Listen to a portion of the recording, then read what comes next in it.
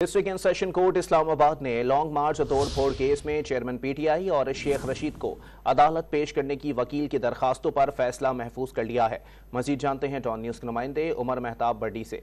उमर बड्डी, बताइएगा कब तक ये फैसला सुनाए जाने का इम्कान है?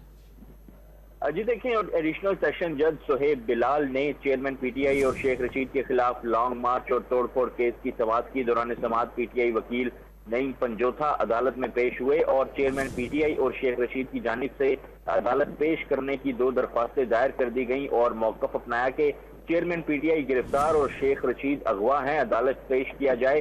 सिर्फ रिपोर्ट नहीं, चेयरमैन पीटीआई को अदालत में पेश करने का हुक्म दिया जाए। सुप्रिंटेंडेंट अटक जेल से रिपोर्ट मांगी तो सिक्योरिटी खदशात का बहाना बनाया जाएगा। वकील नईम पंजोथा की जानिब से कहा गया कि कानून के मुताबिक चेयरमैन पीटीआई को अदालत में पेश करने की इस्तदा है। शेख रशीद को भी अदालत पेश करने का हुक्म दिया जाए। सदाकत अली अब्बासी का भी कोई अता पता नहीं है।